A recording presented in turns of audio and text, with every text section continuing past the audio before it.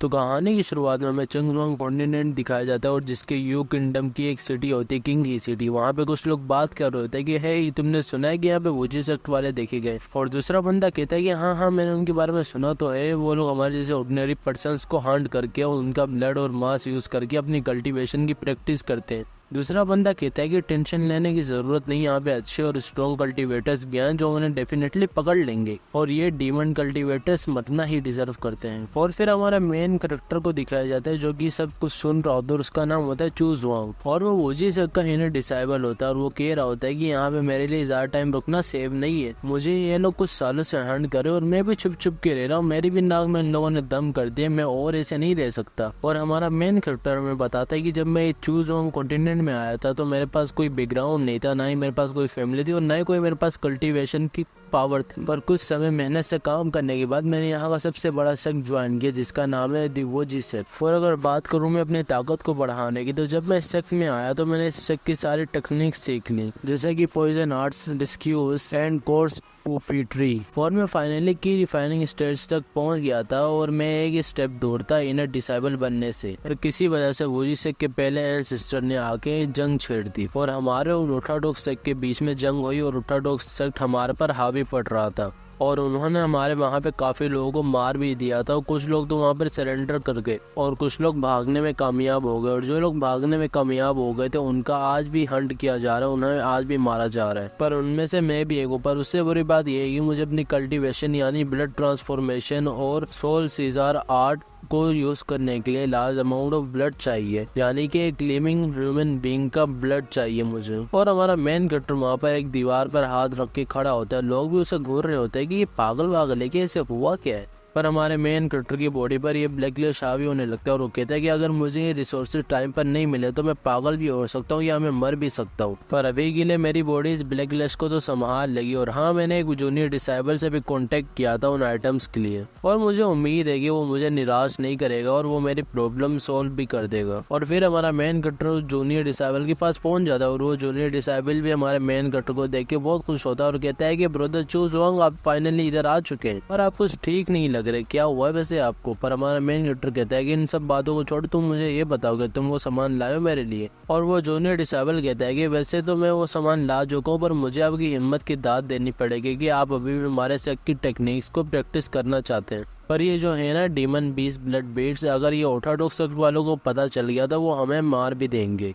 पर हमारा main character एक इवन लोग में उसे जवाब देता है कि बात तो तुमने सही की, पर वो लोग हमारे पूरे सेक्ट को एक ही झटके में उड़ा चुके हैं। अगर हम अभी कुछ कल्टीवेट करें भी डिमोनिक आर्ट या ऐसा कुछ भी तो क्या फर्क पड़ेगा। वो जूनियर डिसेबल हंसते हुए जवाब देता है कि ब्रदर चू जुआंग, मैं इन चीजों के बारे में इतना सोचता नहीं है, पर हाँ जो आपने आइटम्स का कहा था वो मैं ला चुका हूँ, पर इन्हें ढूंढना इतना आसान भी नहीं था। हमारा मेन कैरेक्टर भी कहता है कि तुम्हारा शुक्रिया कि तुमने मेरे को इतनी अच्छी कंडीशन में ये डीमन बीस्ट ब्लड बीट्स दे दिए। और जो हमारे बीच में बात हुई थी कि मैं तुम्हें ये 10 लो ग्रेड स्पिरिट स्टोन दूंगा, तो ये लो मेरी तरफ से। पर हमारे मेन कैरेक्टर को वहाँ पर कुछ सही नहीं लगता और वो अपना गू वोम यूज करता है जो कि उसे बहुत मदद करता है चीजें सुनने के लिए। और वो सुनता है कि यहाँ पे बहुत सारे ऑर्थोडॉक्स सेक्ट वाले बात कर रहे हैं कि ये सारे जो इतने भी डिमोनिक सेक्ट वाले हैं ना, इन्हें छोड़ना नहीं, इनके कपड़े भी नहीं छोड़ने और जितने इनके पास रिसोर्सेज होंगे वो भी इनके पास नहीं छोड़ने। और ये सब सुनने के बाद हमारा मेन कैरेक्टर जूनियर को कहता है कि जूनियर, क्या तुम मेरे लिए वो ब्लड स्पिरिट पिल्स ला सकते हो, मुझे अभी उनकी जरूरत है। जूनियर भी कहता है कि हाँ मेरे पास कुछ पड़े तो है, पर वो फाउंडेशन यूज करती है अपने कल्टीवेटर्स को हील करने के लिए। पर क्या इसका मतलब ये तो नहीं कि आपने अंकल ये और दूसरों को ढूंढ लिया है। पर हमारा मेन कैरेक्टर कहता है कि फालतू के सवाल मत करो और मुझे ये बताओ कि क्या तुम मुझे वो ब्लड स्पिरिट पिल्स जल्द से जल्द दे सकते हो। वो जूनियर डिसेबल भी कहता है कि बिग ब्रदर, ये ब्लड स्पिरिट पिल्स बहुत एक्सपेंसिव है तो ये आप अफोर्ड नहीं कर पाओगे, पर अगर हाँ आपने मेरे को अंकल लियो से मिला दिया तो मैं आपको ये फ्री में दे दूंगा और हाँ मैं आपको कुछ मिडिल ग्रेड स्पिरिट स्टोन्स भी दे दूंगा इससे फ्री में। हमारा मेन कैरेक्टर भी कहता है कि इसमें रिस्क तो ज्यादा है, पर देखते हैं कि ये कैसा है। पर पीछे कुछ लोग बात कर रहे होते हैं कि आज हमने एक बड़ा शिकार पकड़ा है, अगर हमने एक और कल्टीवेटर फाउंडेशन बिल्डिंग पकड़ ले तो हमें उसे मेंशन करने की जरूरत भी नहीं पड़ेगी, क्योंकि हमारे लिए डेड एसेस भी बहुत होते हैं कि हम अपनी सेल्फ कल्टीवेशन पे फोकस ना करें। फिर हमारे मेन कैरेक्टर और जूनियर को दिखाया जाता है जो कि कहीं जा रहे होते हैं। जूनियर भी कहता है कि बिग ब्रदर तो वैसे बहुत काबिल है, पर मुझे पता नहीं था कि वो इंटरनल्स के मामले में भी इतने काबिल होंगे। और फिर जूनियर पूछता है कि बिग ब्रदर हमें कितना चलना पड़ेगा। हमारा मेन कैरेक्टर भी कहता है कि हम ऑलमोस्ट वहाँ पर आ चुके हैं, पर अगर तुम्हें जल्दी है तो तुम्हारे सीनियर ब्रदर तुम्हें कंपनी दे सकते हैं। और फिर कोई जूनियर को लात मारते और जूनियर बाहर आके गिरता है और बताता है कि वहाँ पे नीचे चूज वांग और मैंने ल्यूज एंड शुआंग को देखा है, मेरी फिक्र मत करो पर उन्हें किसी भी तरह भागने मत देना। और यही सुनने के बाद उन सबका मास्टर कहता है कि तुम लोगों ने उन्हें जिंदा नहीं छोड़ना, किसी भी तरह उन्हें पकड़ के मेरे पास लाओ। और यही सुनने के बाद सारे डिसेबल्स वहाँ नीचे जाने लगो। फिर जब वो नीचे चले जाते तो उन्हें वहाँ पे एक डेड बॉडी मिलती है और मास्टर बॉडी को देखने के बाद कहता है कि कितना बुरा है वो, उसने स्किन को भी नहीं छोड़ा। पर फिर मास्टर जरा उसे गौर से देखता है और कहता है कि क्या ये ही लियांग नहीं है। और वो फिर चिल्लाकर कहता है कि जो बाहर है वो चूज वांग है, जाके उसे पकड़ो, उसने हमें बुद्धू बना दिया है। पर हमारा मेन कैरेक्टर मस्त टहलते हुए किंग ही सिटी के बाहर आया होता है और वो मास्क उतारते हुए कहता है कि कितना अनकंफर्टेबल है ये ह्यूमन स्किन के मास्क को पहनना। पर शुक्र है उन लिसनिंग बग्स का क्या उन्होंने ढूंढ लिया कि ही लियांग मुझे धोखा देने वाला है। पर मैं हमेशा के लिए ऐसे भागता नहीं रह सकता, क्या मुझे भी वो ऑर्थोडॉक्स सेक्ट ज्वाइन करना पड़ेगा? पर वैसे तो ये पॉसिबल भी नहीं है। अगर मैंने ऑर्थोडॉक्स सेक्ट ज्वाइन भी कर लिया तो मुझे अपनी सारी पुरानी वो कल्टीवेशन छोड़नी पड़ेगी, और अगर मैंने उन्हें छोड़ दिया तो हाई रिस्क है कि मेरे को वापस से वो ब्लैक ग्लेश हो जाए और मेरी ये सेक की कल्टीवेटिंग टेक्निक्स कभी भी उस फाउंडेशन बिल्डिंग स्टेज तक नहीं जा सकती। पर हाँ, ये डिमोनिक कार्ड मुझे बहुत जल्द रिजल्ट भी दे सकता है अपने इस नॉर्मल एटीट्यूड के साथ। शायद से मैं इमोर्टैलिटी तक भी पहुंच जाऊं, तो मुझे इस अपने डिमोनिक पाथ पे चलता रहना चाहिए। और फिर हमें दिखाया जाता है कि हमारा मेन कैरेक्टर किसी गुफा में गया होता है और वहाँ पे कह रहा होता है कि आज का दिन इतना बुरा भी नहीं था। उस धोखेबाज ही लियांग से धोखा खाने के बाद और उसकी स्पिरिचुअल पावर एब्जॉर्ब करने के बाद मुझे ये भी एक बिग प्रॉफिट मिला जो कि उसका ट्रेजर। पर सरप्राइजिंग बात यह है कि इस धोखेबाज ही लियांग के पास मैजिकल आर्टिफैक्ट है जो कि हमारे वुजी सेक्ट के ट्रेजर में था। पर अगर मैं ये कहूँ कि इंसानों ने ये सारा माल बाहर की बैटलफील्ड से लिया और ये जो माल है ये एक्सट्रीमली हाई ग्रेड का है, इसे यूज़ करने के लिए भी मुझे एक अच्छी स्पिरिचुअल पावर चाहिए होगी। पर बात यह है कि जब से शक खत्म हुआ अब से किसी को इसका अप्रूवल नहीं मिला, पर शायद से मैं किसी तरह ले लूँ। और फिर हमारा मेन कैरेक्टर उस मिरर को टच करता है और उसे उसमें कोई ज़ॉम्बी एपोकलिप्स टाइप का कुछ दिखता है और वो कहता भी है कि मैंने ये मूवीज़ में देखा है कि ऐसा ज़ॉम्बी एपोकलिप्स होता है, पर क्या हो ये कोई इल्यूजन हो। और यही कहने के बाद हमारे मेन कैरेक्टर को वो मिरर अपने अंदर खींचने लगता है और वो मिरर हमारे मेन कैरेक्टर को पूरा खींच भी लेता है अपने अंदर। और हमारा मेन कैरेक्टर जब उस मिरर के अंदर पहुंचता है तो वो कहता है कि इस साले मिरर ने मुझे कैसे खींच लिया। और फिर हमारा मेन कैरेक्टर खड़े होकर कहता है कि ये मेरा ओरिजिनल वर्ल्ड है जहाँ से मैं आया हूँ। और हमें पता चलता है कि ये साला हरामी इस वर्ल्ड से उस वर्ल्ड में गया था। और फिर हमारा मेन कैरेक्टर टेंशन में आते हुए कहता है कि वैसे इस वर्ल्ड को हुआ क्या है, क्या कोई एलियन वेलियन ने तो अटैक नहीं किया? और हमारा मेन कैरेक्टर इधर उधर देखते हुए कहता है कि अच्छा होगा अगर मैं कुछ सर्वाइवर्स को ढूंढ के उनसे इस सिचुएशन के बारे में पूछ लूँ। पर हमारे मेन कैरेक्टर को कोई दिखता है और हमारा मेन कैरेक्टर कहता है कि फाइनली मैंने एक सर्वाइवर को तो ढूंढ लिया। पर जब वो साला सर्वाइवर अपना मुंह पीछे मोड़ता है तो हमारे को पता चलता है कि वो साला एक ज़ॉम्बी है। और हमारा मेन कैरेक्टर भी देखकर ये हैरान होता है और वो कहता भी है कि ये साला ज़ॉम्बी कैसे निकला।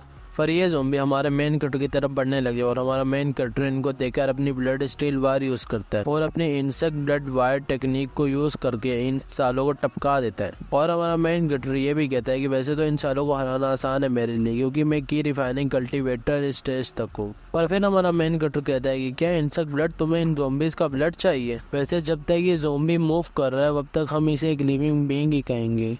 पर मुझे टेंशन इस बात की कि इस ज़ॉम्बी के ब्लड को यूज़ करके मुझे अपनी कल्टीवेशन टेक्निक्स में फ़ायदा होगा भी या नहीं। पर फाइनली वो ब्लड इफेक्टिव निकलता है और हमारा मेन कैरेक्टर भी कहता है कि हाँ ये ब्लड वैसे इफेक्टिव तो है और ये हमारे पर सूट भी कर रहे हैं। पर पीछे से कुछ ज़ॉम्बी हमारे मेन कैरेक्टर की तरफ बढ़ने लगते हैं और हमारा मेन कैरेक्टर इन लोगों को देखकर चौकन्ना हो जाता है और कहता है कि तो चलो अभी से हम अपनी स्किल्स को प्रैक्टिस करना शुरू करते हैं, क्योंकि मुझे ब्लड सप्लाई के लिए इतनी फिक्र करने की जरूरत नहीं, बस अब मेरे को अपना पेट भरना पड़ेगा। वो ज़ॉम्बी भी हमारे मेन कैरेक्टर की तरफ बढ़ने लगते हैं। हमारा मेन कैरेक्टर भी कहता है कि अब से ये सिटी मेरी हुई।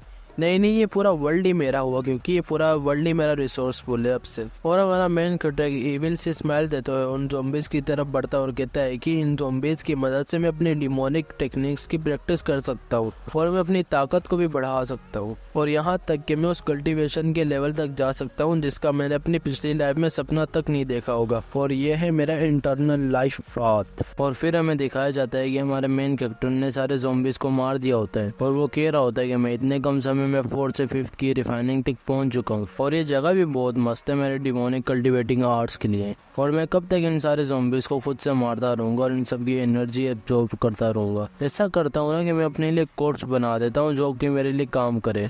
और फिर हमारा मेन कैरेक्टर ज़ॉम्बीज की तरफ देखता है और कहता है कि ये साले ज़ॉम्बी वीक है, इनसे होगा क्या, क्योंकि एक कोर्स के लिए एक स्ट्रॉन्ग बॉडी रिक्वायर्ड है जो अपनी रेजिस्टेंट भी कर पाए। और अगर बॉडी अच्छी हुई तो जब मैं उसे रिफाइन करूंगा तो वो एक अच्छी पोटेंशियल के साथ आएगा। पर ये साले तो है ही बेकार। पर छोड़ो, ये जो जगह है ना, मैं इसे अपना टेम्पररी बेस बना देता हूँ अभी के लिए। शायद इस मॉल के अंदर मुझे वो अपना सुटेबल टारगेट मिल जाए जो कि मेरे काम आ पाए। और फिर हमें मॉल के अंदर का सीन दिखाया जाता है जहाँ पे एक लड़का बहुत सारे ज़ॉम्बीज के बीच में घिरा होता है और वो चिल्ला चिल्ला के कह रहा होता है कि टाइगर ब्रो मुझे प्लीज बचाओ। क्या तुमने नहीं कहा था कि जब तक मैं इन ज़ॉम्बीज को डिस्ट्रैक्ट करूंगा तुम अपना रिसोर्स कलेक्ट करोगे, और जब तुम अपना सारा रिसोर्स कलेक्ट कर लोगे तो तुम आके मेरे को इनसे बचाओगे। यार प्लीज मुझे बचा लो क्योंकि मेरी मदर और सिस्टर को मेरी ज़रूरत है प्लीज़। पर टाइगर ब्रो कहता है कि ओ डियर, मैं तो तुम्हें बताना ही भूल गया था कि तुम्हारी मॉम की कल डेथ हो गई थी। कब तक लिंग क्वांग गैंग ऐसी बूढ़ी औरत पर अपना रिसोर्स वेस्ट करती। और यही सुनने के बाद वो लड़का चिल्लाते हुए कहता है कि क्या कहा तुमने। पर टाइगर ब्रो वहाँ से जा रहा होता है, जाते जाते कहता है कि तुम्हारा शुक्रिया कि तुमने अपनी लाइफ मेरे लिए सेक्रीफाइस कर दी। तुम्हारे मरने के बाद तुम्हारी सिस्टर का ध्यान मैं रख लूंगा तो तुम फिक्र मत करना। टाइगर ब्रो वहाँ से भागने लगता है, पर जो लड़का ज़ॉम्बीज के बीच में गिरा होता है वो कहता है कि तुम्हें इस चीज़ का बदला ज़रूर मिलेगा। टाइगर ब्रो भी ये सुन के कहता है कि बदला, और ऐसे वर्ल्ड में जहाँ पे कोई रूल्स ही नहीं है। पर जब वो वहाँ से भाग रहा होता है तो हमारा मेन कैरेक्टर उसे देख लेता है और कहता है कि रुको ज़रा, सब्र करो, मुझे तुम्हारी बॉडी तो अच्छी लग रही है, शायद से तुम मेरे काम आ जाओ। टाइगर ब्रो भी हमारे मेन कैरेक्टर को देख के परेशान होता है और अपने दिल में कहता है कि ऐसी आउटफिट मैंने कभी डोंगपू सिटी में देखी नहीं, ये है कौन बंदा। और वो हमारे मेन कैरेक्टर से पूछते भी कि क्या मतलब तुम्हारा। हमारा मेन कैरेक्टर भी जवाब देता है कि मुझे अपने कॉर्प्स को रिफाइन करने के लिए एक परफेक्ट फिजिक वाली बॉडी चाहिए और वो तुम ही लग रहे हो, शायद से तुम मेरे लिए एक अच्छे सर्वेंट भी बनो। पर टाइगर ब्रो हमारे मेन कैरेक्टर पे हमला करता है और कहता है कि साले तू बचेगा नहीं। पर हमारा मेन कैरेक्टर वहाँ पर खड़े हुए उस टाइगर ब्रो के अटैक का जवाब भी दे देता है। वो उस टाइगर ब्रो की नाइफ भी तोड़ देता है अपने इंसेक्ट ब्लड के जरिए।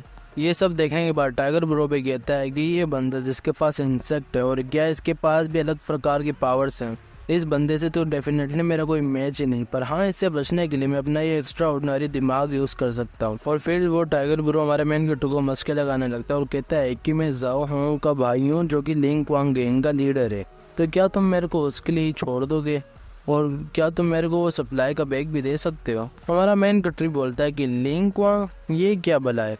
टाइगर ब्रो भी कहता है कि तुम्हें लिंग क्वांग का नहीं पता, वो सबसे बड़ी ऑर्गेनाइजेशन है डोंगपू सिटी की, और जो मेरा ब्रदर जाओ होंगे वो उस गैंग का लीडर है और उसके पास भी तुम्हारी तरह अलग प्रकार के पावर्स है और वो में से 10 गुना स्ट्रॉन्ग है।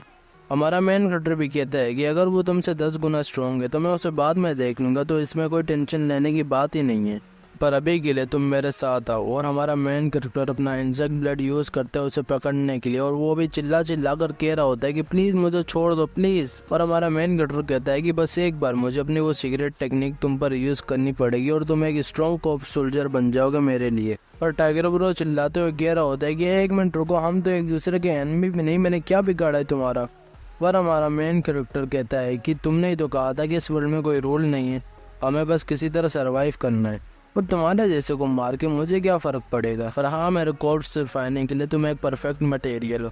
पर हमारा मेन कैरेक्टर उसे उस बड़ी सी कढ़ाई में फेंक देता है और वो भी चिल्ला चिल्ला कर कह रहा होता है कि नहीं नहीं मुझे नहीं मारो। और फिर हमें बताया जाता है कि जो एक कोर्स सोल्जर की ताकत है वो एक कल्टीवेटर रेलम के द्वारा है और उस कल्टीवेटर रेलम में अलग अलग प्रकार के स्टेजेस होते हैं, जैसे कि की refining stage, foundation establishment stage, core formation stage और नेसेंट सोल स्टेज। पर हाँ, एक परफेक्ट कोर बनाने के लिए हमसे अलग अलग तरह के स्टेजेस मांगता है, पर जो मैं स्टेज यूज़ कर रहा हूँ उसे कहते हैं डायमंड कोर रिफाइनमेंट मेथड कहा जाता है और ये मैंने कोर पपेट सेक्स से सीखा था। और अगर इस मेथड के जरिए किसी कोर को रिफाइन किया जाए तो वो बहुत स्ट्रॉन्ग बनता है, उसकी रेजमेंट भी बहुत ज़्यादा होती है और उसकी स्ट्रेंथ भी बहुत ज़्यादा होती है। ऐसा कह लो कि अगर उसे हम गोली भी मारेंगे तो उसे कुछ नहीं होगा। और ये कोर्प सोल्जर की रिफाइनिंग लेवल 2 का बनेगा, पर ये आराम से किसी भी की रिफाइनिंग लेवल 4 के बंदे को हरा सकता है। और फिर हमें 2 दिन बाद का सीन दिखाया जाता है जहाँ पे कोर्प सक्सेसफुली बन गया होता है और वो कढ़ाई से बाहर आ रहा होता है। हमारा मेन कैरेक्टर उसे देख के कहता है कि मुझे यकीन नहीं आ रहा कि मेरा पहला अटेम्प्ट इतना अच्छा हुआ है।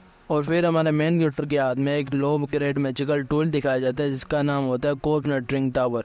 और इसकी मदद से हम कभी भी अपने कॉर्प को बुला सकते हैं। और ये जो कॉर्प बना होता है ये मेटल क्रिस्टल इंस्टीट्यूट का होता है और ये ग्रेड 2 का कॉर्प होता है। और इस कॉर्प के पास 2 तरह की टेक्निक्स भी होती हैं, एक होती है ब्लड थ्रस्ट टेक्निक और दूसरी होती है गोल्डन लाइटनिंग इंसेंटेशन टेक्निक। और हमारा मेन कैरेक्टर खुश होते हुए कह रहा होता है कि वैसे तो इतना बुरा भी नहीं बना क्योंकि एक ग्रेड 2 का कॉर्प है और जो उसके बाद टेक्निक्स है वो मिड टायर कॉर्प की टेक्निक्स हैं। और ये जो मेरा कॉर्प है किसी 4th ग्रेड कॉर्प को आराम से टक्कर दे सकते हैं, यहाँ तक कि किसी की रिफाइनिंग 4th लेवल के कल्टीवेटर को भी टक्कर दे सकता है। और हमारा मेन कैरेक्टर उस कॉर्प को कह रहा होता है कि तो मैं तुम्हें शाउसी बुलाऊंगा और जाओ शाउसी मेरे लिए कुछ ज़ॉम्बीज़ कलेक्ट करो। और वो ये सुन के खुश हो जाता है और वो भागते हुए जाता है, ज़ॉम्बीज़ को टपकाने लगता है और कलेक्ट करने लगता है। और हमारा मेन कैरेक्टर कह रहा होता है कि ये जो कॉर्प है अब से ये पूरा मुल्क को शायद से संभाल ले, तो मुझे टेंशन लेने की ज़रूरत नहीं है, तो अब मैं बस पीछे बैठकर आराम से रिवॉर्ड का मज़ा ले सकता हूँ। और वहाँ शाउसी भी ज़ॉम्बीज़ को टपका रहा होता है और अपने ट्रॉली में कलेक्ट कर रहा होता है।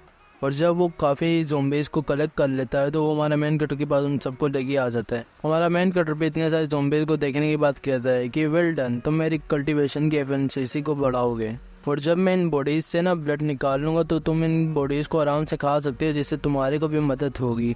और हमारा मेन कैरेक्टर शाउसी की सर को सहलाने लगता है, पर पता नहीं शाउसी क्यों कुत्ते की तरह बिहेव करने लगता है और अपनी ज़बान निकाल रहा होता है। हमारा मेन कैरेक्टर भी कहता है कि किसने सोचा था कि मेरे साथ जो चेंगजुआंग कॉन्टिनेंट से बाकी इधर आया होगा वो इतना पावरफुल बन जाएगा जो कि लाइफ और डेथ को कंट्रोल कर पाएगा। और हाँ, मैं अभी उन सारे डिलीशियस फूड का भी मज़ा ले सकता हूँ जो कि मैंने कभी खाई नहीं। और हाँ, मैं इस ब्लड मिरर का शुक्र अदा करता हूँ कि ये मेरे को यहाँ पे लाया, पर किसी वजह से अभी ये काम नहीं कर रहा और मैं टेलीपोर्टेशन यूज़ नहीं कर सकता।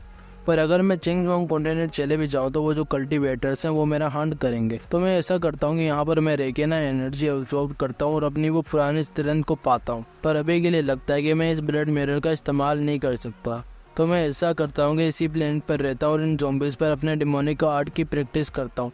और जब एक सही समय आएगा तो मैं वहाँ पर वापस चले जाऊँगा। और फिर हमें डोंगवू सिटी का एक बड़ा सा हाउ हाई होटल दिखाया जाता है और उस होटल के अंदर कुछ लोग बात कर रहे थे और एक बंदा कह रहा होता है कि तुमने मैं से प्रॉमिस किया था कि तुम मेरे तेंगो ब्रदर को इसी महीने ढूंढ लोगे। और वो लड़का भी कामते हुए कह रहा होता है कि बहुत मेरे से गलती होगी, प्लीज़ मुझे छोड़ दो। पर वो जो बंदा होता है वो बोलता है कि पहले ही मंथ हो चुका है तो मैं तुम्हें कैसे छोड़ दूँ।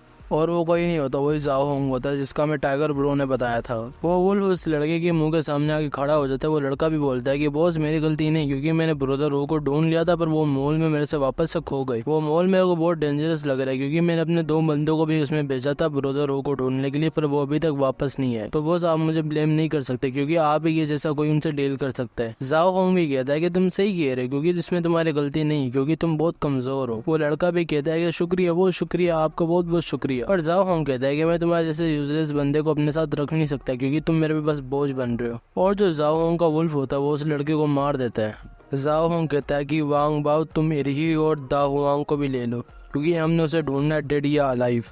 और फिर हमें एक जीप दिखाई जाती है जो कि उन ज़ॉम्बीज़ का भरता बना रही होती है और वो जीप किसी की नहीं होती, जाओ होंग की होती है। पर वो जाओ होंग वो जीप से बाहर निकलता है और कहता है कि यार ये कैसी स्ट्रेंज जगह है, यहाँ पे बहुत कम ही ज़ॉम्बीज़ है। और फिर वो अपने वुल्फ को कहता है कि तुम लोग अंदर की सिचुएशन जाकर देखो और आगे मुझे बताओ। और उसके वुल्फ आगे उसे बताते हैं और वो कहता है कि यार ये प्लेस कैसा है, अंदर भी कोई नहीं है। और फिर वो कहता है कि चलो हम ऊपर जाके देखते हैं। और जब वो ऊपर जाता है तो उसे एक स्ट्रॉन्ग ब्लड की स्मेल आती है और बोलता है कि ये स्मेल कैसी है यार। उसका वुल्फ ने किसी तरफ इशारा कर रहा हो तो जाओ होंग उस चीज़ को नोटिस कर लेता है और जब वो ऊपर की तरफ देखता है तो उसे काफ़ी सारे ज़ॉम्बीज़ की बॉडीज मिलती हैं। जाओ होंग कहता है कि किस हरामी ने ये सब किया, मैं उसे छोड़ूंगा नहीं। पर उसका साथी कहता है कि क्या वो तेंग हो तो नहीं जिससे हमने यहाँ हराया था, और वो सभी हम क्या करें। जाओ होंग कहता है कि वो जो कोई भी हो, बेशक वो ब्लैक ब्लेड सिक्योरिटी क्यों ना हो, हम किसी को नहीं छोड़ेंगे। और जिस किसी ने भी जाओ होंग के लिटिल ब्रदर के साथ पंगा लेने का सोचा हम उसे छोड़ेंगे नहीं। जो कोई भी इस चीज़ के लिए रिस्पॉन्सिबल है डॉग स्पीड गैंग उसे छोड़ेगी नहीं। और फिर हमें चेंगजुआंग कॉन्टिनेंट दिखाया जाता है जिसके एक केव में एक पोर्टल बनी होती है जिससे कोई निकल रहा होता है और वो कोई नहीं होता, हमारा चूज़वांग ही होता है। और वो कहता है कि फाइनली मैं वापस आ चुका और जो यहाँ की स्पिरिचुअल एनर्जी है वो काफ़ी बेहतर है वहाँ की स्पिरिचुअल एनर्जी से।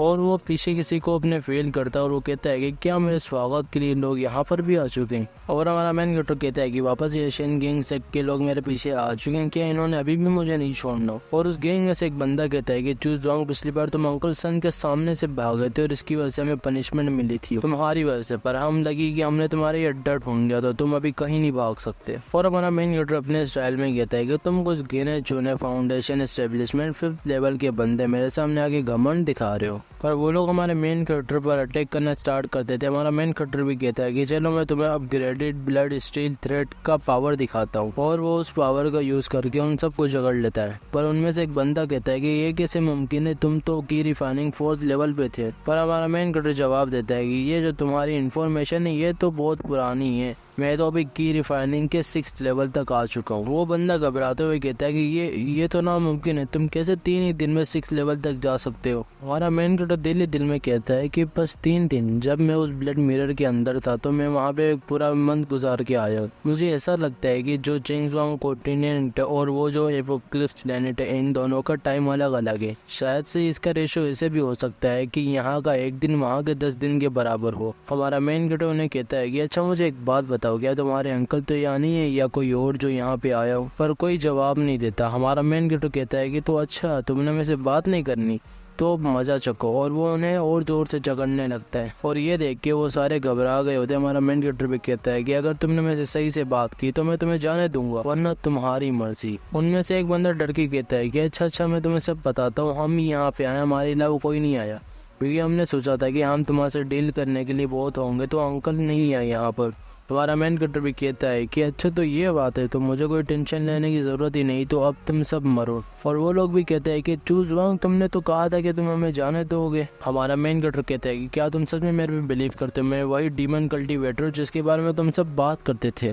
और वो उन सबको टपका देता है। और इसके बाद हमारा मेन कैरेक्टर कहता है कि ये ब्लड मिरर से पहले मैं की रिफाइनिंग के 4th लेवल पे था, और ये जो मेरी ब्लड स्टील है ये भी इतनी पावरफुल नहीं थी, पर अभी मैं की रिफाइनिंग के 6th लेवल पे हूँ, और जो मेरी ब्लड स्टील है उसके पास ये भी टैलेंट और स्किल्स है। और मुझे ये बात बताने की ज़रूरत भी नहीं कि मेरे पास 3rd लेवल ज़ॉम्बी सोल्जर भी है, और मैं तो चूजवांग कॉन्टिनेंट के लोगों की नज़रों में एक जीनियस हूँ, क्योंकि मैंने इतने कम समय में कल्टीवेशन के इस लेवल को पा लिया। पर इसके साथ एक बुरी बात भी है, उस वर्ल्ड में मेरा 10 गुना ज़्यादा लाइफ स्पेन जा रहा है इस वर्ल्ड के मुकाबले, तो मुझे ये रेलम को तोड़ना होगा अगर मुझे अपनी ये लाइफ स्पेन बढ़ानी है। और ज़ॉम्बी प्लेनेट पर मुझे खाने पीने, ब्लड वगैरह इन चीज़ों की कोई भी टेंशन नहीं थी, पर चेंगजुआंग कॉन्टिनेंट में मुझे सब किसी भी तरह खरीदना होगा या ढूंढना होगा, और मुझे कुछ तैयारी कर लेनी चाहिए एडवांस में, जब तक ये मेरी ब्लड मिरर की एनर्जी रिकवर होती है। और फिर हमें किंग ही सिटी की रिपिंग मार्केट दिखाई जाती है, जहाँ पर हमारा मेन कैरेक्टर घूम रहा होता है। और हमारा मेन कैरेक्टर कहता है कि वैसे तो मैं कोल रिफाइनिंग के लिए सारे मटेरियल खरीद चुका हूँ अपने इस रेयर ट्रेजर की मदद से, पर मुझे अभी भी एक ऐसी दुकान की तलाश है जो यहाँ पर स्पेशल हो। पर फिर हमारा मेन कैरेक्टर को कुछ दिखता है, और वो कहता है कि क्या ये वही वुजी सेक का सिंबल तो नहीं, दी विथर बोन ग्रास। और ये बोलने के बाद हमारा मेन कैरेक्टर शॉप पर जाके कहता है कि यार इस तरबूज का तुम कितना लोगे? वो भी बंदा कहता है कि एक तरबूज का 2 स्पिरिट स्टोन होगा। और हमारा मेन कैरेक्टर पूछता है कि तो अच्छा ये जो तरबूज है ये गोल्ड से बना है या फ्लैश से बना है? वो बंदा कहता है कि देखो भाई, तुम्हें भी लगता है कि ये महंगे और मुझे भी लगता है कि महंगे, क्योंकि आज के दिन में ये तरबूज कहीं नहीं मिलते, क्योंकि ये वोजी के हैं। हमारा मेन कैरेक्टर कहता है कि तो अच्छा तुम मुझे ये वाला दो। वो भी कहता है कि कौन सा वाला? हमारा मेन कैरेक्टर पूछता है कि क्या ये तरबूज रिप तो है?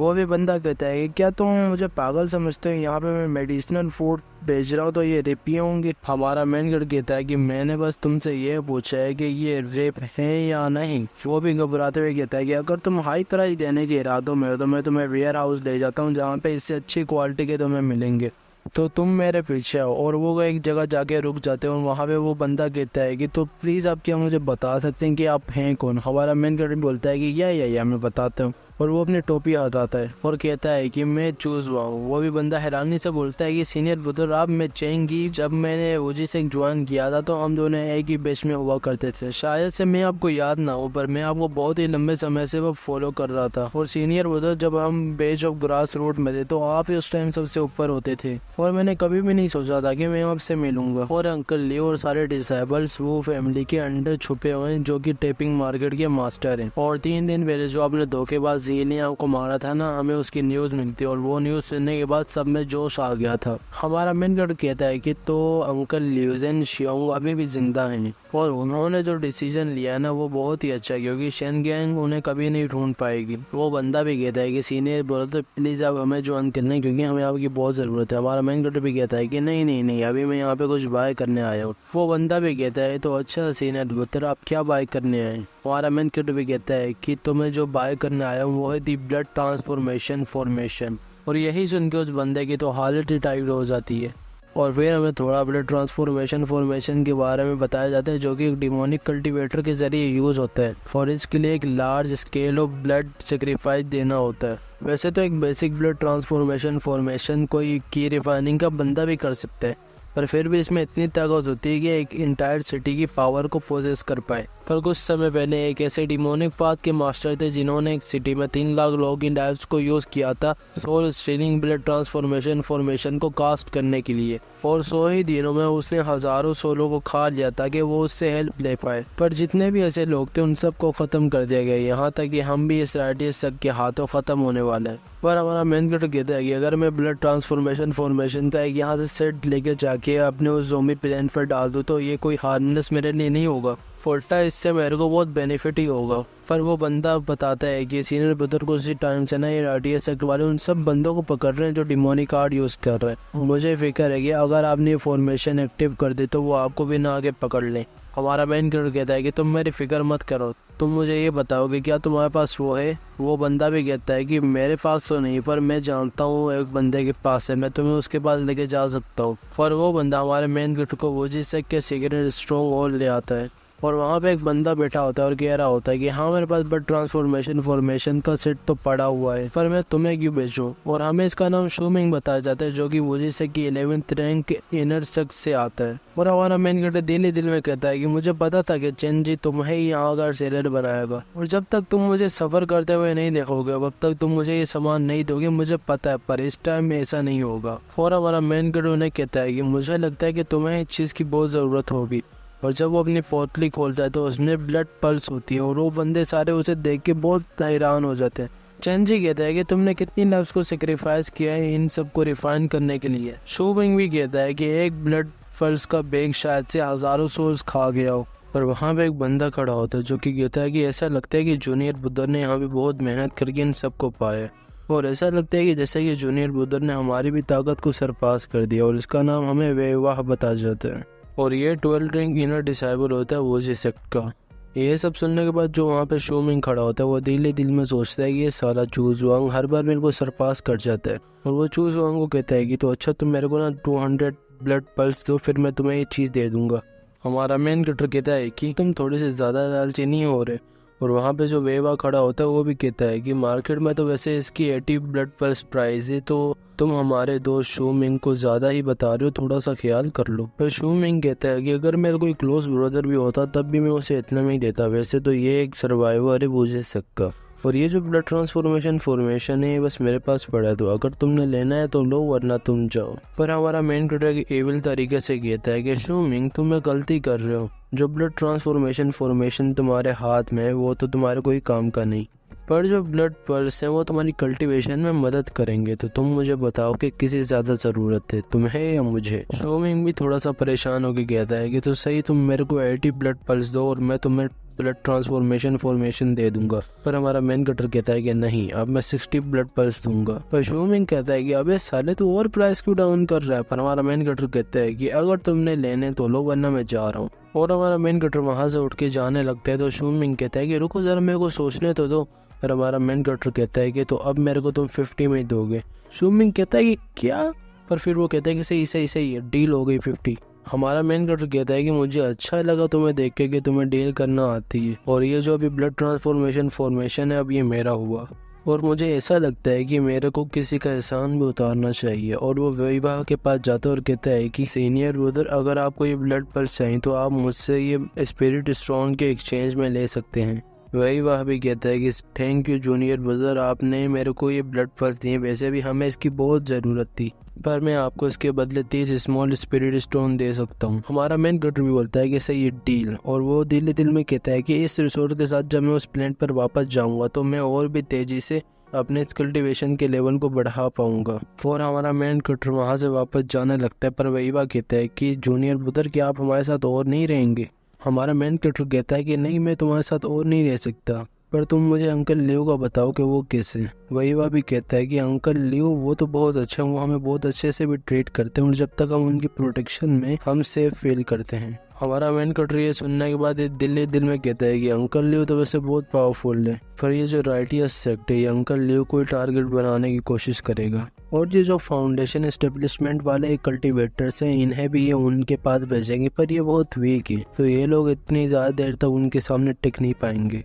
पर पीछे से आवाज़ आती है, तुम रुक जाओ यहाँ पे ही। और वो कोई नहीं होता, वही शन किंग वाले होते हैं जो हमारे मेन कैरेक्टर को पकड़ने आए होते हैं। और वो सोल्जर हमारे मेन कैरेक्टर को कहते हैं कि तो हम शन किंग सबसे हैं, तो हमने सुना है कि यहाँ पे कुछ वूजी सेक्ट के लोग वो फैमिली के साथ रह रहे, तो हम यहाँ पे बस इन्वेस्टिगेशन करने आए। और वो सोल्जर हमारे मेन कैरेक्टर से पूछता है कि क्या तुम वो फैमिली के कोई मेंबर हो या तुम वही हिडन डिमोनिक कल्टीवेटर हो, हमें बस तुम यही बता दो, हम यही जानना चाहते हैं। पर वही बात कहता है कि ये जो शन किंग सेक्ट के लोग इन्वेस्टिगेशन करने आए इनमें से एक कल्टीवेटर ऐसा जो 7th लेवल की रिफाइनिंग पर है। चिनजी कहता है कि अगर हम चारों ने भी अपनी एक टीम बनाई तो हम इन लोगों से नहीं जीत पाएंगे। और हमारा मेन कैरेक्टर दिल में कह रहा होता है कि इसी चीज की वजह से मैं परेशान था और इसी चीज से मैं भागने की कोशिश कर रहा था, पर अभी ये मैं सामने आ चुके।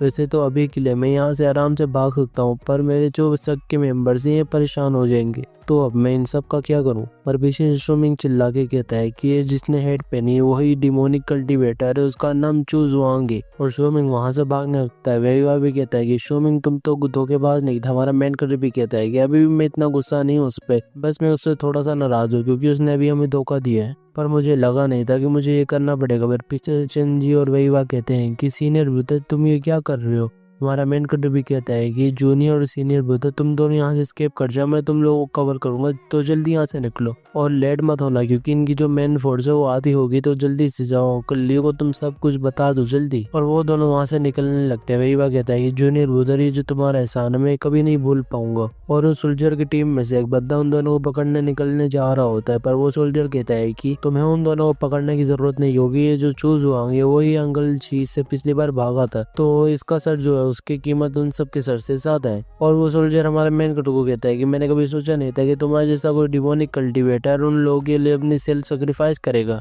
पर हमारा मेन कैरेक्टर से कहता है कि ये जो डिमोनिक कल्टीवेटर्स होते हैं बस अपना बेनिफिट देखते हैं क्योंकि इन्हें किसी की परवाह नहीं होती, और इन लोगों का जीना भी जरूरी है क्योंकि इन फ्यूचर शायद से मुझे इनकी जरूरत पड़ सकती है, तो ये मेरे लिए बेनिफिशियल होगा। और वो सोल्जर कहता है कि जो तुम्हारे पास बेकार का कल्टीवेशन लेवल है इससे तुम अपना फ्यूचर तो नहीं देख पाओगे क्योंकि तुमको मैं आज ही मारने वाला हूँ, तो तैयार हो जाओ। और हमारा मेन कैरेक्टर कहता है कि तो अच्छा ये बात है, और हमारा मेन कैरेक्टर अपना ब्लड थ्रेड निकाल लेता है। वो सोल्जर भी हमारा मेन कैरेक्टर पे अटैक करने लगता है। हमारा मेन कैरेक्टर भी इससे बचाव के लिए अपना ब्लड थ्रेड यूज करता है और उससे उसकी शॉट को रोक लेता है वहाँ पे। वो सोल्जर भी कहता है कि क्या ट्रिक है फालतू की, और मेरा दिमाग खराब हो रहा है इस चीज से, तो इस चीज को मेरे शॉट से हटाओ जल्दी से। और वो कहता है कि तुम दोनों पागल क्या कर रहे हो खड़े हुए, जल्दी मेरी मदद को इधर। और वो दोनों सोल्जर भी हमारे मेन कैरेक्टर पे अटैक करने लगते हैं और कहते हैं कि अब तुम मरोगे। हमारा मेन कैरेक्टर भी कहता है कि तो अच्छा ये बात है, और वो मैजिकल लूटिंग टावर को यूज करके शाओ जी को बुलाता है और शाओ जी बाहर निकले सारे उन दोनों सोल्जर्स के अपने हाथ से मुंह पकड़ लेता है। और वो सोल्जर भी कहता है कि ये क्या, मेरे को तो लगा नहीं था कि तुम्हारे पास ये होगा क्योंकि तुम तो अबंडेंट कल्टीवेटर थे ना, कभी मैंने सोचा नहीं था कि तुम्हारे पास ऐसी कोई ताकत होगी, तो तुमने कैसे किया मुझे बताओ। हमारा मेन कैरेक्टर भी कहता है कि हाँ यार तुमने क्या समझे इस डिमोनिक कल्टीवेटर को, क्या इसके पास कुछ होगा नहीं, और मैंने इसे ऐसे ही बुरे वक्त के लिए संभाल के रखा था, तो अब इसे तुम ही भुगतो। और हमारा मेन कैरेक्टर मेन सोल्जर के पास जाके कहता है कि तो अब तुम्हारी बारी है, तो तुम तैयार हो जाओ सब कुछ सहने के लिए, और मुझे यकीन है कि जो तुम्हारी ताकत है मुझे डिसअपॉइंट नहीं करेगी। और वहीं पर हमें दिखाया जाता है कि वो तीनों वो फैमिली के सेपरेट रेजिस्टेंस पे पहुंचे होते किसी बंदे के पास, और वो बंदा भी कहता है कि क्या तुमने चू जुआंग को अकेले ही छोड़ दिया। और उसका नाम हमें लियो शन जुआंग बताया जाता है जो कि एल्डर होता है उसी सेक्ट का। और वो कहता है कि वैसे तो हम डिमोनिक कल्टीवेटर्स हैं और हमें पता है कि जो हमारा सेक्ट है वो फुली डिस्ट्रॉय हो चुका है, पर हम सबको एक ही साथ रहना चाहिए क्योंकि हम एक ही जैसे हैं। और अगर बात करूँ मैं चू जुआंग की, तो वो 10 यूनिट डिसेबल्स में आता था और उसकी हेल्थ से हमें बहुत फायदा भी हो सकता था।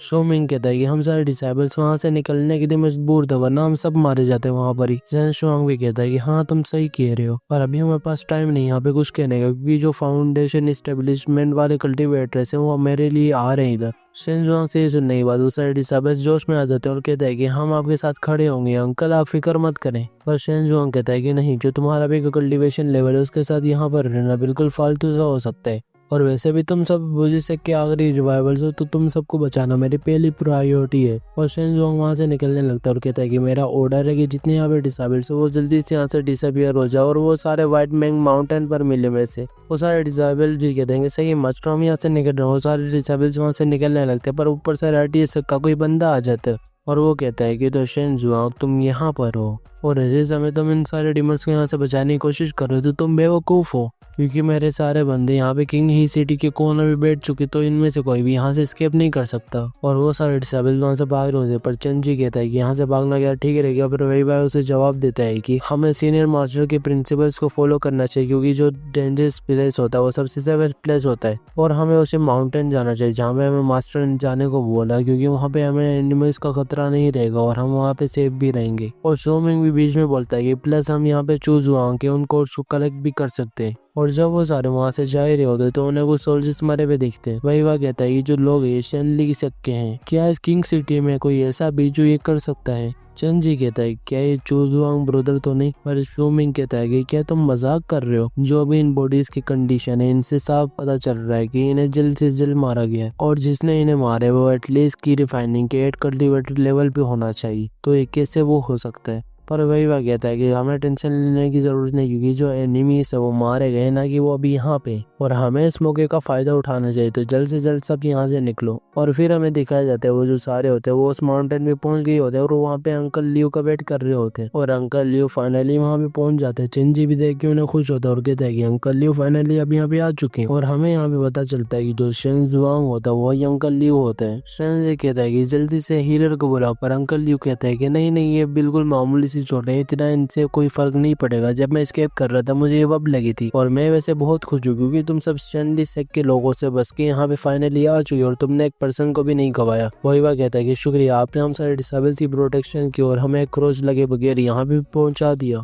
और वो जो 3 स्टैनली सेक के डिसेबल्स है वो भी मारे जा चुके थे वहाँ पे किसी के हाथों। पर अंकल लियो कहते हैं कि मैंने ऐसा कुछ सोचा भी नहीं था, पर तुम मुझे चूजुआंग को बताओ वो अभी कहाँ पे। वही वह कहता है कि चूजुआंग ब्रदर को हमने आखिरी बार वहाँ पे देखा था सोल्जर्स के साथ, जब उन्होंने हमें वहाँ से भगाया था। अब मुझे नहीं पता कि वो कहाँ पर है।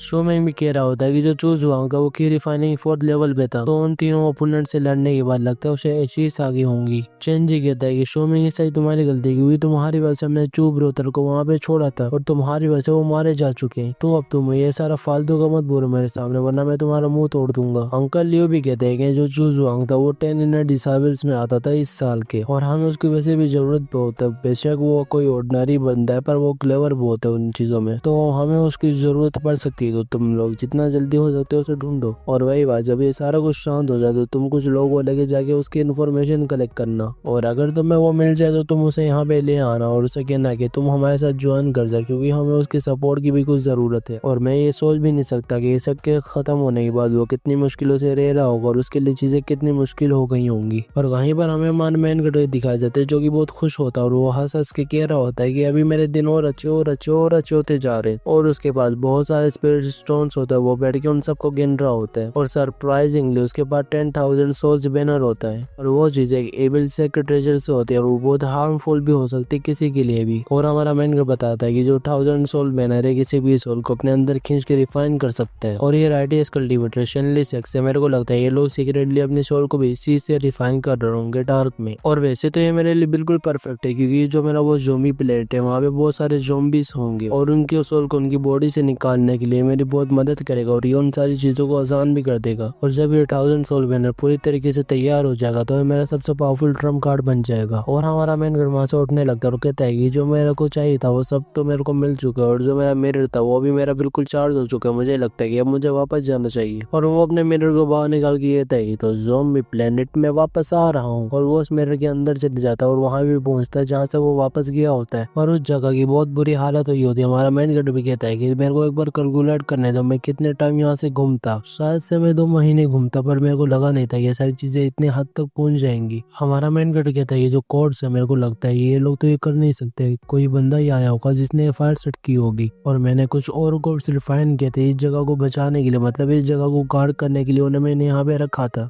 और सबसे बुरी बात यह है कि जिसने भी आग लगाई उसकी वजह से मेरा सारा खाना जल चुके हैं, मेरे सारे स्नैक्स जल चुके हैं। और जो भी बंदा यहाँ पे आया होगा वो लूट के लिए तो नहीं आया होगा, उसने बस फालतू में यहाँ पे फायर लगा दी और मेरे सारे स्नैक्स जला दिए। और वो शाह को निकाल के कहता है कि शाह जल्दी से जाओ और मेरे को रिपोर्ट करो कि यहाँ पे हुआ क्या है। शाह भी हमारे मेन गेट से ऑर्डर लेने के बाद निकल जाते हैं और हमें बाहर का सीन दिखाया जाता है जहाँ पे एक लड़का 2 लोगों को बुली कर रहा होता है। एक लड़की होती है और एक लड़का, वो दोनों घुटनों पे बैठकर उससे माफी मांग लेते उस लड़के से जो वहाँ सामने खड़ा होता है। उनमें से एक लड़का कहता है कि हमने कुछ नहीं देखा शाह और पापी प्लीज हमें छोड़ दो, हमें मारो नहीं। और वो लड़का कहता है कि तुम्हें मारना तो पड़ेगा क्योंकि तुम्हारे यहाँ पे कोई काम नहीं और तुमने कुछ देखा भी नहीं अभी तक, तो तुम्हारे जिंदा रहने का क्या मकसद बनता है। और वो उस लड़की को छेड़ने लगते हैं जो उसके साथ होते है। वो कहता है कि हाँ तुम्हारा कोई यूज हो सकता है शायद से, तो तुम्हें मैं छोड़ सकता हूँ अपने लिए। वो लड़की भी कहती है कि नहीं नहीं नहीं मुझे नहीं छोड़ो, प्लीज छोड़ दो मुझे। और वो लड़का जोरों जोरों से हंस रहा होता है, पर उसके पीछे हमारा शाह आ जाता है। वो लड़का भी हैरान होता है कि मेरे पीछे है कौन। और जब वो मुड़ता है तो उसे शाह दिखता है। वो दोनों लड़के और लड़की भी इस मौके का फायदा उठा के भाग रहे होते हैं वहां से। वो लड़का भी शाह से डर जाता है और कह रहा होता है कि नहीं नहीं नहीं प्लीज मुझे कुछ मत करना। पर वो जब गौर से देखता है उसे पता चलता है कि तेंग हुए और वो ये जानने के बाद बड़ा हैरान होता है। पर शाह उसको अपने कंधे पे उठा लेता है। वो लड़का भी कह रहा होता है कि मुझे जाने दो प्लीज, मुझे तुम्हारे साथ कहीं नहीं जाना। पर शाह उसे किसी तरह जबरदस्ती हमारे मेन गेट के पास ले जाता है और हमारा मेन गेट उसे देख के एक एविल स्माइल देता है और कहता है कि तो तुम आ चुकी हो शाह।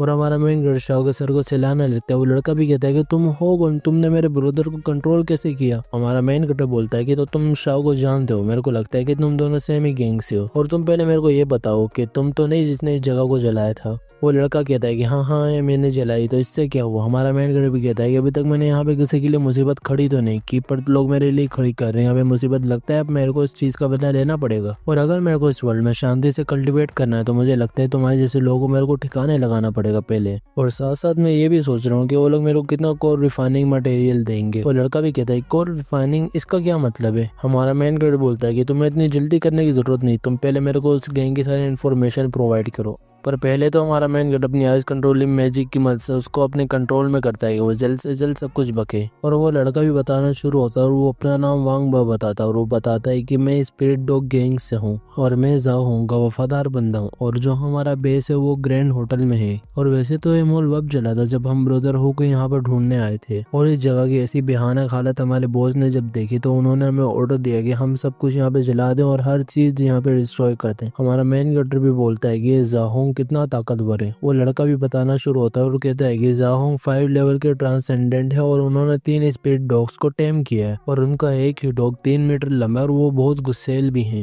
और वो एक ऑर्डिनरी पर्सन से भी ज्यादा ताकतवर है क्योंकि वो हाई लेवल ज़ॉम्बीज से खुद लड़ सकते हैं। हमारा मेन कटर भी बोलता है कि जो मेरी आइस की पावर है कम होने लगी तो मुझे जल्द से जल्द अपने सारे सवाल इससे पूछने होंगे। और वो बोलता है कि वांग बाओ मैं तुमसे आखिरी सवाल पूछने जा रहा हूँ और तुम मेरे को इसका सच सच जवाब देना। तो ये जो तुमने मेरी जगह को जलाया है तुम पहली बार कर रहे हो, तुमने बहुत बार किया पहले। वांग बाओ भी पागलों की तरह हंस रहा होता है और कहता है कि जाहिर सी बात है ये चीजें कॉमन है और इन चीजों से मुझे मजा आता है तो ये चीजें मैं करता रहता हूँ। और जब हमारा मेन कटर सब कुछ जान लेता है तो वो उसकी आंखों से अपना आइस मैजिक हटा लेता है और उसे कहता है कि तुम वैसे मेरे कोड बनने के लायक हो। वो लड़का भी ये सुन के परेशान हो जाता है और अपना सर पकड़ लेता है और कहता है कि अभी मैंने क्या किया। पर शाह उसे उसके बालों से उठा लेता है और वो लड़का भी कह रहा होता है कि अभी मैंने क्या किया, मुझे प्लीज छोड़ दो। पर शाह उसे उसी कोल्डर में डाल देता है जहाँ भी कोल्ड रिफाइनिंग होती है। वो लड़का भी कह रहा होता है कि नहीं मुझे प्लीज जाना है तो मुझे छोड़ दो। हमारा मैन कटर बोलता है कि जो transgender spirit dogs high level zombies और ऐसी बहुत प्रकार की चीजें इस प्लेनेट पर हैं। मुझे लगता है कि प्लेनेट बहुत इंटरेस्टिंग होने वाला है और वैसे तो जो की रिफाइनिंग के कल्टीवेटर्स होते हैं वो बहुत पावरफुल होते हैं इस प्लेनेट पर, तो मुझे उन्हें हल्के में नहीं लेना चाहिए। और हमारा मेन कटर चलते उस रूफ पर आ जाता है, उस बिल्डिंग के रूफ पर, और हमारा मेन कटर कहता है कि मेरे को इन्फॉर्मेशन और ये जो ज़ॉम्बी मटेरियल लगते हैं मेरे को ये कलेक्ट करते रहना चाहिए अपने एनर्जी के लिए और इनको बहुत स्ट्रॉन्ग और इंटेलिजेंट होते। अगर मेरे पास ऐसी टीम आ गई तो मेरे लिए बहुत फायदा हो जाएगा उस टाइम। तो ऐसा करता हूँ कि जो स्पिरिट डॉग गैंग है इसे मैं जिंदा ही रहने देता हूँ क्योंकि आगे जाके मेरे लिए यूजफुल होगी।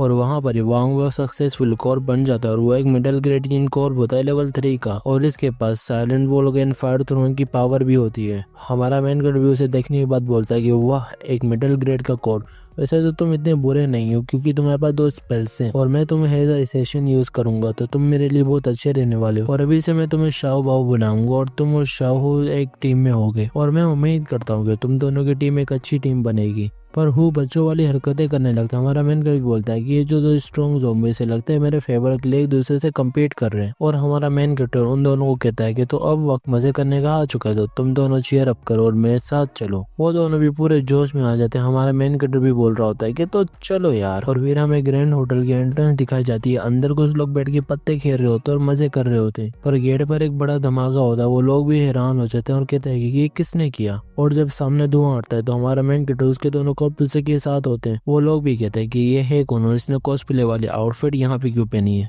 पर हमारा मेन कैरेक्टर बोलता है कि मैं स्पिरिट डॉग किंग का न्यू बॉस हूँ। और ये सुनने के बाद एक बंदा हंस रहा होता है ऊपर खड़ा हुआ, और वो हमारे मेन कैरेक्टर की तरफ एक बोतल फेंक के मारता है और कहता है कि तुम कितना अच्छा मजाक कर लेते हो, वैसे तुम आए कहाँ से हो और क्या तुम हमारे बॉस के हाथों मरना चाहते हो। पर वहाँ पे शाहो उस बोतल को पकड़ लेता है और बिल्कुल चकनाचूर कर देता है। वो लोग भी शाहो को देख के हैरान होते हैं और कहते हैं कि एक हाई लेवल का ज़ॉम्बी ये कैसे इसके पास। हमारा मेन कैरेक्टर बोलता है कि तुम तीनों इडियट, तुम यहाँ पे बैठ के फालतू का रिसोर्स खा रहे हो, और वो शाहो बाब को ऑर्डर देता है कि मैं इन तीनों को तुम्हारे जिम्मे सौंप कर जाता हूँ, तो तुम इनका ख्याल रखना। और ये सुनने के बाद शाहो एक लंबी छलांग मार के उनके पास आ जाता है। वो तीनों भी शाह बाबू को देख के डर जाते हैं। हमारा शाह बाबू एक बंदे के कंधे पे जाके चक काटता है, या चक ना बोलो कुछ और बोल लो, क्योंकि ऐसा उसने काटा था कि वहां से उसने उसका पूरा मांस ही उतार दिया था या उसका हाथ ही अलग कर दिया है। हमारा मेन कैरेक्टर उन 2 बजे हुए लोगों को कहता है कि अगर तुमने अपनी हालत इसकी तरह नहीं करानी तो तुम जल्दी से जाओ को यहाँ पर बुलाओ। वो बंदा भी कहता है कि प्लीज मुझे मारना मत, मैं अभी बॉस को कॉल करता हूँ, और वो जाहोंग को कॉल कर देता है। जाहोंग भी अपनी पूरी गैंग के साथ वहां पर पहुंचता है और वो बोलता है कि क्या तुम मेरे लिए यहाँ पर इंतजार करते। हमारा मेन कैरेक्टर भी जाहोंग को देख के थोड़ा सा चौंक जाता है और कहता है कि तो ये होता है ट्रांसेंडेंट,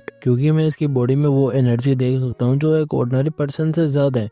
वैसे तो स्पिरिचुअल एनर्जी से कमजोर ही है अभी भी, और अगर मैंने इसे एक yin कोर में रिफाइन कर लिया तो ये बहुत ही ज्यादा ताकतवर होने वाला है। जाओहुंग हमारे मेन कैरेक्टर से पूछता है कि तुम कौन और तुम्हें में से क्या चाहिए। हमारा मेन कैरेक्टर से कहता है कि वो जो मॉल था तुम लोगों ने उसे बहुत बुरी तरह जला दिया, पर मैं वहाँ पे रहता था, वो मेरी जगह थी, तो यहाँ पर मैं इस कोर्ट सेटल करने आया हूँ। जाहोंग भी थोड़ा हमारा मेन कैरेक्टर को देख के परेशान होता है और कहता है वो जो कोप था उस मॉल में शायद से इसी बंदे ने वहाँ पे रखे होंगे, और जिस तरह की वहाँ पे प्रैक्टिस करता है वो मंजर बहुत भयानक था।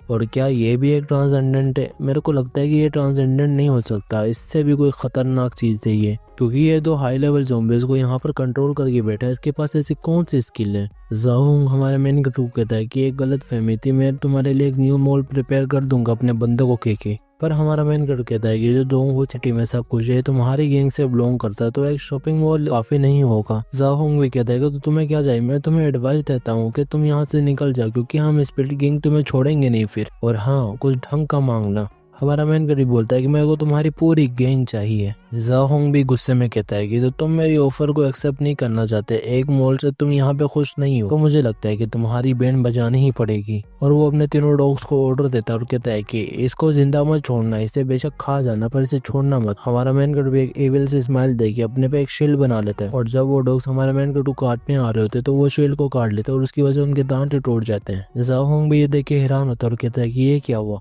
पर पीछे बाव आ जाता है और उसे फायर थ्रोन मारने लगता है, पर उसका डॉग बीच में आके उसे बचा लेता है। और जब जाहोंग उन दोनों को गौर से देखता है तो उन दोनों को पहचान लेता है और कहता है कि बिग ब्रदर बाव, और वो दिल में कहता है कि ये दोनों तो वही है ना, तांगहू और वांगबो जो गुम हो गए थे, और इन्होंने मेरे स्पीड डॉग्स को एक ही मूव में ढेर कर दिया। वैसे तो एक हाई लेवल ज़ॉम्बी ही कर सकता है। और जाहोंग ये देख के हैरान होता है कि जो उसके 2 डॉग्स बच गए होते हैं वो हमारे मेन कैरेक्टर को बचा रहे होते हैं, और या ये कह लो कि ये हमारे मेन कैरेक्टर के वफादार बन जाते हैं। हमारा मेन कैरेक्टर भी बोलता है कि क्या तुम अभी भी अपने इन डॉग्स को यूज करना चाहते हो, और ये डॉग्स भी वफादार बन चुके हैं, तो तुम इनका खाना बनना चाहोगे या मेरे वफादार बनना चाहोगे, ये चॉइस तुम्हारी है। पर जाहोंग कहता है कि तुम इतनी जल्दी खुशियां मत मनाओ, क्योंकि मेरी स्पीड डॉग गैंग को में से कोई नहीं ले सकता, खास तौर पर तुम जैसे लोग। और वो अपनी जैकेट से गन निकाल कर हमारे मेन कैरेक्टर को शूट करने लगता है। हमारा मेन कैरेक्टर भी अपनी ब्लड थ्रेड की मदद से उसे रोक लेता है और कुछ बुलेट्स रिटर्न में जाओहोंग की गैंग को आगे लगते हैं। जाओहोंग भी परेशान होता है और डरा हुआ होता है, कहता है कि ये क्या हुआ। हमारा मेन कैरेक्टर भी बोलता है कि क्या बस, मैंने तो तुमसे बहुत कुछ होप किया था। पर जाओहोंग अपनी गन गिरा देता है और कहता है कि स्पिरिट डॉग गैंग तुम्हारी हुई तो प्लीज मुझे छोड़ दो या मुझे अपने साथ कर लो। हमारा मेन कैरेक्टर से बोलता है कि स्पिरिट डॉग गैंग तो मेरे लिए बहुत फायदेमंद होने वाली है, पर मैं तुम्हारी बॉडी भी यूज करना चाहूंगा। पर जाओहोंग इस बॉडी वाली बात को गलत ही ले लेता है। क्या बनता है यार, ये से कौन समझा है। और वो कहता है कि वैसे तुम मुझे मेन पसंद नहीं, पर अगर तुम एडामेंट तो मैं तुम्हारे साथ वो कर सकता हूँ। अबे यार, ये जाओहोंग कैसा बंदा, मुझे तो लगा था कि स्ट्रॉन्ग होगा। छोड़ो से। हमारा मैन कैरेक्टर बोलता है कि तुमने गलत समझ लिया, मैं वैसा बंदा नहीं हूँ। और हमारा मैन कैरेक्टर बाबू कहता है कि बाबू जी तुम मेरे पास बांध के ले आना और तुम इन दोनों डॉग्स का ख्याल रखना और इन्हें भी मेरे पास ले आना, और तुम लोगों का मैं क्या करूँ। और जैसे ही हमारा मैन कैरेक्टर कहता है ना कि और तुम लोगों का मैं क्या करूँ, तो वो लोग डर जाते हैं और वो अपने घुटनों में गिर कर हमारे मैन कैरेक्टर को मास्टर कह रहे होते हैं। और ये सब सुनने के बाद हमारा मैन कैरेक्टर खुश हो जाता है और कहता है कि तुम मेरे को मेरा रूम दिखाओ कि मेरा रूम कहाँ पर है। और इसी के बाद हमें कोई स्टोरी बताई जाती है, मतलब 10 साल पहले की, जहाँ पे हमें बताया जाता है कि एक 3 स्टार स्पिरिट होता है जो यहाँ पे आगे एक्सप्लोड होता है और वो उन लोगों की एनर्जी को अपने अंदर एब्जॉर्ब करने लगता है। पर जो लोग इसे नहीं पाते वो लोग इवॉल्व होकर एक ज़ॉम्बी बन जाते हैं। वैसे तो बहुत सारे लोग उससे सर्वाइव नहीं कर पाए और ज्यादा लोग ज़ॉम्बी ही बन गए, और जो लोग उससे बच जाते हैं उनमें से कुछ लोग को एक्स्ट्रा ऑर्डिनरी टैलेंट या ये कह लो कि बहुत सारी पावर भी मिल जाती है। और अगर हम इनका नंबर गिने तो इन लोगों ने कोर में डिवाइड किया गया है जिनके 9 स्टेजेस होते हैं। और जाओहोंग हमारे मेन कैरेक्टर को बता रहा होता है कि जो डोंगहू सिटी ये लिंगजियांग प्रोविंस का एक छोटा सा हिस्सा है और ये लिंगजियांग प्रोविंस फ्लेम नेशन से बिलोंग करता है। और वैसे तो यहाँ पे बस 2 ही पावर है, एक हम स्पिरिट डॉग गैंग और एक दूसरी जिसे कहा जाता है दी ब्लैक सिक्योरिटी कंपनी। और जाओहोंग हमारे मेन कैरेक्टर को कहता है कि यही सब था जो मैं जानता था, तो अगर तुम्हें और कोई इन्फॉर्मेशन चाहिए तो तुम मुझे बता देना, मैं वो भी तुम्हें दे दूंगा। और हमारा मेन कैरेक्टर बाबू कहता है कि बाबू से तुम मेडिकल बात में लेके जाओ। जाओहोंग भी परेशान होता है और कहता है कि मेडिकल बात ये क्या है। और हमारा मेन कैरेक्टर वहाँ बैठे हुए दिल में कहता है कि तुम्हें मेडिकल बात देने का ये सबसे अच्छा समय और बस कुछ ही दिनों की बात है, तुम्हारा टैलेंट अब मेरे हाथों में होगा। और वहाँ पीछे से जाओहोंग की आवाजें आ रहे होते हैं और जाओहोंग कह रहा होता है कि बिग ब्रदर क्या तुम मेरी मदद नहीं करोगे, तुम भी मेरे साथ ऐसा ही करोगे क्या। और हमारा मैन कैरेक्टर मस्त चिल होकर जूस पी रहा होता है और वो कहता है कि मेरे को लगता है कि मेरे को इन सब के बीच में एक ब्लड बैटल करानी चाहिए, पर उसके लिए मेरे को काफी सारे ज़ॉम्बीज का सेक्रीफाइस देना पड़ेगा। और साथ ही साथ हमारा मैन कैरेक्टर जूस की तारीफ भी कर रहा होता है और कह रहा होता है कि जो मॉडर्न फूड और ड्रिंक्स है बहुत ही अच्छी है। और फिर हमें सिटी का सीन दिखाया जाता है जहाँ पर हमारा मैन कैरेक्टर शॉट पर उड़ रहा होता है और कह रहा होता है कि जो मेरे पास स्पिरिचुअल स्टोन्स है वो आधे घंटे के लिए उन सब में एक ब्लड बैटल करा सकते हैं, तो मुझे एक ऐसी जगह ढूंढनी होगी जहाँ पर काफी सारे ज़ॉम्बीज हों। और यही बोलते बोलते हमारा मैन कैरेक्टर की नजर एक रूम पर पड़ती है जहाँ पे कुछ लोग फंसे होते हैं और वो ज़ॉम्बीज को अंदर आने से रोक रहे होते हैं। और एक बंदे के हाथ में वहाँ पर एक सूटकेस होता है और वो कह रहा होता है ये एक स्टेज 3 का कोर है, इसे हमने बहुत सारी जिंदगियां देकर बचाया है, तो हम इसे किसी हाल में भी लूज नहीं होने दे सकते, तो तुम लोग ये सूटकेस यहाँ से लेके निकलो और मेरे को अकेला छोड़ दो, मैं सब संभाल लूंगा। और उनमें से एक बंदा कहता है कि मिस्टर जेंग आप लिंगजियांग प्रोविंस के इंस्टीट्यूट के साइंस चीफ है, तो आपकी जिंदगी हमसे ज्यादा मायने रखती है और आप फिक्र मत करें, मैंने रेस्क्यू टीम को यहाँ पे सिग्नल दे दिया और ब्लैक सिक्योरिटी कंपनी यहाँ पे उन्हें बेचती होगी। पर वो बंदा कहता है कि ये दुनिया बदल चुकी है, अगर किसी को तुमने बचाना भी है तो वो तुम्हारे लिए बहुत मुश्किल होगा। जब ये लोग बातें कर ही रहे होते हैं तो वो ज़ॉम्बीज दरवाजा को तोड़ देते हैं और अंदर की तरफ आने लगते हैं और वो लोग ज़ॉम्बीज को देख के परेशान हो जाते हैं और कहते हैं कि अब हमें कौन बचाएगा। पर ऊपर से एक शॉट आके उन ज़ॉम्बीज को लगती है और उन ज़ॉम्बीज की ऐसे की तैसे कर देती है। वो लोग भी हैरान होते हैं और कहते हैं कि ये क्या, ये किया किसने, इसने तो पलक झपकते ही सबको मार दिया, कौन है ये वैसे। और हमारा मैन कैरेक्टर उनके सामने आता है और कहता है कि मैं चूज हुआ हूँ। वो लोग भी हमारे मैन कैरेक्टर का शुक्रिया अदा कर रहे होते और कह रहे होते हैं थैंक यू, आपने हमें समय पे आके बचा लिया। और हमारा मैन कैरेक्टर कहता है कि पहले तो मेरे को ये बताओ कि इस सूटकेस के अंदर है क्या, क्या इसकी वजह से ज़ॉम्बीज तुम्हारे पीछे पड़े थे। वो बंदा बताता है कि इसके अंदर एक लेवल 3 का कोर है जिसे हमने लेवल 3 ज़ॉम्बी को मार के लिए। हमारा मैन कैरेक्टर भी कहता है कि तो हम भी देखें जरा ये है क्या, और वो अपने ब्लड थ्रेड की मदद से उसके हाथ से सूटकेस अपने पास ले आता है। वो बंदा भी कहता है कि प्लीज ऐसा हमारे साथ मत करो, क्योंकि साइंस रिसर्च इंस्टीट्यूट जो है वो इसी पर निर्भर करता है और इस पर रिसर्च करके हमने ऐसा वेपन बनाना है जो ज़ॉम्बीज को एक ही बार में मार सके। हमारा मैन कैरेक्टर कहता है कि तो ये होता है एनर्जी कोर। वैसे तो इतना इंप्रेसिव नहीं, क्योंकि जो स्पिरिचुअल एनर्जी होती है उसके सामने कुछ नहीं है। और हमारा मैन गेट उसे कोर लौटा के कहता है कि मैं इसमें इंटरेस्टेड नहीं हूँ वैसे भी अभी। वो बंदा कहता है कि ये एक लेवल 3 का कोर है तो तुम इसके बारे में ऐसा कैसे कह सकते हो। हमारा मैन गेट कहता है कि इन सब बातों को तुम छोड़, तुम मेरे को ये बताओ कि तुम लोग हो कौन और तुम लोग आए कहाँ से हो। उनमें से एक बंदा कहता है कि हम लिंगजियान प्रोविंस की आर्मी से हैं। वैसे तो हमें ऑर्डर दिया गया है कि हम प्रोफेसर को यहाँ से बिल्कुल सेफली प्रोटेक्ट करके वहाँ पे लेके जाए स्पिसोनिक कोर के साथ। हमारा मैन गेट भी कहता है कि तो तुम दो ही बस आए हो। वो बंदा भी कह रहा होता है कि नहीं नहीं नहीं, हमें ब्लैक सिक्योरिटी कंपनी ने इनकी बस प्रोटेक्शन के लिए भेजा, अगर हमें कोई बड़ा मसला आएगा तो वो बैकअप भेज देंगे। दूसरा बंदा कहता है कि जब हम लोग यहाँ पे तो लिंगजियान आर्मी यहाँ पे आके करेगी क्या।